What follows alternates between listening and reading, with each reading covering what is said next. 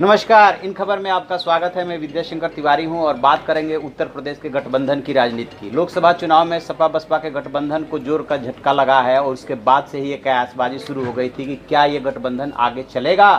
ये अभी सवाल लग ही रहा था, अटकलबाजी चल ही रही थी कि बीएसपी की तरफ से डेवलपमेंट ये हुआ है कि उसके बहुत सारे पदाधिकारियों को हटा दिया गया है और सोर्सेज के हवाले से खबर आ रही है कि बसपा प्रमुख मायावती ने गठबंधन पे पुनर्विचार करने का संकेत दिया है और कहा है कि इस गठबंधन से हमें कोई फायदा नहीं हो रहा है। जो पार्टी की बैठक हुई है उसमें मायावती को अधिकृत कर दिया गया है कि जो चाहें आप डिसीजन लें। क्या इसमें अब आगे हो सकता है? क्या विधानसभा चुनाव तक अब ये गठबंधन नहीं चलने वाला है? उधर समाजवादी पार्टी में अलग कला मची हुई है। बात ये हो रही है कि मुलायम सिंह यादव शुरू से ही गठबंधन के विरोधी थे और अब वो चाहते हैं कि किसी तरह से पूरा कुनबा एक हो जाए। इस पर बातचीत के लिए हमारे साथ मौजूद हैं हमारे सहयोगी विष्णु शर्मा। वो बताएंगे कि क्या क्या डेवलपमेंट हुआ है बीएसपी की बड़ा डेवलपमेंट। जो मीटिंग आप दिल्ली की बात कर रहे थे उससे एक दिन पहले ही मायावती ने एक बड़ा फैसला लिया। पहले तो 6 लोग जो राज्यों के लोकसभा प्रभारी थे उनको हटा दिया और 3 जो प्रदेश अध्यक्ष थे वो बदल दिए उन्होंने फ़ौरन। इवन यूपी का जो प्रदेश अध्यक्ष उत्तराखंड का प्रभारी था उनको भी हटा दिया। अब वो लगातार जैसे उन्होंने क्या किया है कि एमपी के जो थे चट्टू राम और दिल्ली के प्रदेश अध्यक्ष सुरेंद्र सिंह वो भी हटा दिए। और ऐसे में ये जो बड़े और भी झारखंड, उड़ीसा, गुजरात जितने भी प्रभारी थे सारे, मुनकाद अली राजस्थान प्रभारी थे पद से हटा दिए गए। डॉक्टर बलिराम थे बिहार राज्य के द्वितीय प्रभारी, वो भी हटा दिए गए। तो ऐसे करके उन्होंने ढेर सारे लोगों से अलग अलग राज्यों का प्रभार वापस ले लिया। अब वो एक तो 2 तरफा वो करेंगे। एक तो वो समाजवादी पार्टी को देखने जा रहे हैं क्योंकि समाजवादी पार्टी में भी ओवरहॉलिंग शुरू हुई है। जैसे प्रवक्ताओं को रोक दिया गया, उनको हटा दिया गया पद से कि आपको मीडिया में नहीं जाना है। इधर कांग्रेस में चल ही रहा है। तो सपा की तरफ से अभी तक मायावती के खिलाफ कोई बयान नहीं आया है, लेकिन अंदर पार्टी के जो सूत्र बता रहे हैं, जो मीटिंग हुई उसमें कहा गया कि यादव वोट हमें नहीं मिला और उसमें एक शिवपाल यादव का नाम आया। मायावती ने 3 बार शिवपाल यादव का नाम दिया मीटिंग में। ये सूत्र बता रहे हैं कि कैसे जो वोट यादव वोट था, उन्होंने कहा कि अगर आप मायावती को नहीं देते वो बीजेपी को दे दो।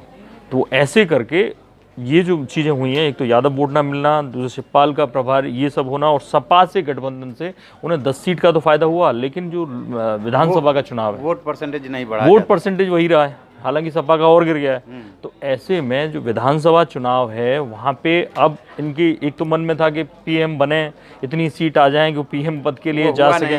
वो हुआ नहीं। कल को तो सीएम अखिलेश यादव को दिया जाता। अब तो लड़ाई एक ही कुर्सी की है, तो एक कुर्सी और वहाँ मायावती सीनियर है और अब तो 10 सीटें भी जीत गई।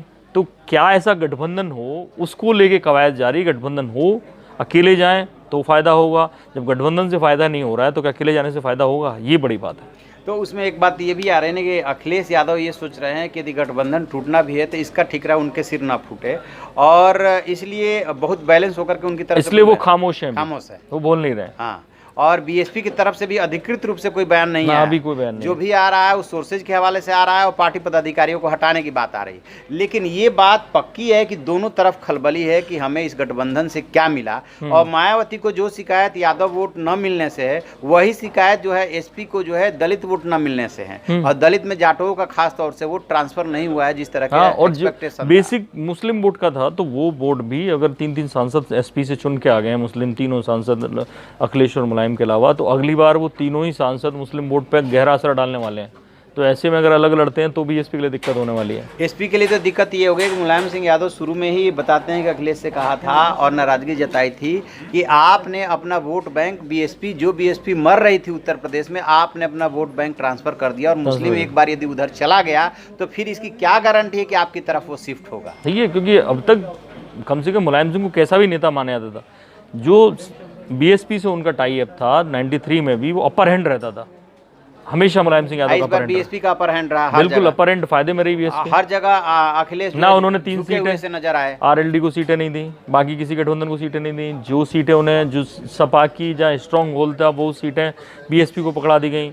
आप खुद सोचिए, बीएसपी को ही फायदा हुआ है। 0 से पार्टी 10 पे पहुंच गई और सपा को कुछ नहीं मिला है। अब एक बात ये भी आ रही है कि जो यादव है वो मार्शल कम मानी जाती है, यानी कि दबंग लठैत मानी जाती है। इसीलिए अहिर रेजिमेंट का अखिलेश यादव ने वायदा किया था। और मायावती का जिस तरह से उन्होंने कन्नौज में उनकी पत्नी डिंपल यादव ने पैर छुआ मंच पे सार्वजनिक रूप से, ये सारे रिश्ते, उसके बावजूद शायद दलितों का वोट नहीं मिला, बल्कि उल्टे यादव नाराज हो गए कि आगरा में ऐसा हुआ ना। तो जहाँ बैनपुरी में मुलायम सिंह यादव के पैर नहीं छुए आकाश ने, लेकिन डिंपल यादव ने मायावती के छुए। तो ये बात बहुत नागवार गुजरी कि अगर पारिवारिक संबंध बन रहे हैं तो हमारी बहू क्यों छुए पैर? उनका बेटा भी तो मुलायम सिंह यादव के पैर छू सकता था। बिल्कुल। जो उनका भतीजा है वो नहीं हुआ, वो नहीं हुआ। और ये बात नागवार हाँ, यादव को नागवार गुजरी और इस बात को लेकर काफी चर्चा भी हुई।